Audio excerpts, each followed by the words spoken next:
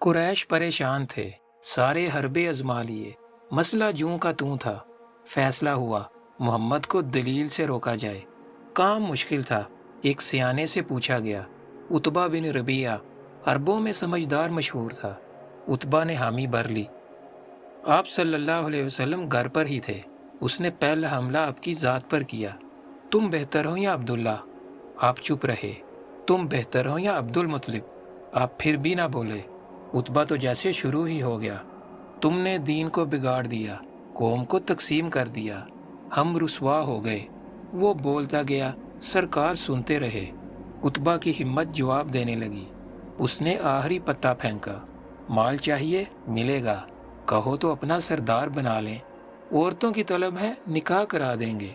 एक के बाद एक आफर, लालच दर लालच। उतबा ने सारा जोर लगा लिया, बात न बन सकी। बारी अब सरकार की थी। गोया हुए, अबू अल वलीद, आपकी बात पूरी हो गई? बोला, हो गई। फरमाया, अब मेरी बात सुनिए। हामीम सजदा पढ़ना शुरू की। अल्फाज आगे बढ़ते गए, उतबा पीछे हटता गया। अजाब का जिक्र आया। उसने रोकने की कोशिश की, मगर तिलावत जारी रही। सरकार की बात मुकम्मल हुई। उतबा लाजवाब हो गया। सियाने मुंतजिर थे, देखें तो आज क्या बनता है। दूर से देखकर बोल पड़े, ये वो उतबा नहीं, ये चेहरा किसी और का है। कहने लगा, शेर और जादू छोड़ो, ये तो इंसानी कलाम ही नहीं। उतबा की किस्मत में इस्लाम नहीं था, मगर उसका दिल पहले जैसा ना रहा। जब किरदार और कुरान एक साथ बोलें तो दिल पिघल जाते हैं। थोड़ा रिवाइंड कर लें।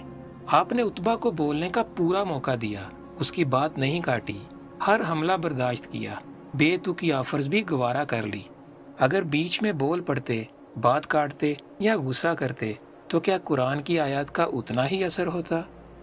उतबा मुसलमान नहीं था, फिर भी कुरान उसके दिल में उतर गया। हम तो कलमा गो हैं, हम पर असर क्यों नहीं होता? चले, उतबा की जुबान थी, हमें अरबी नहीं आती, तर्जमा तो अवेलेबल है।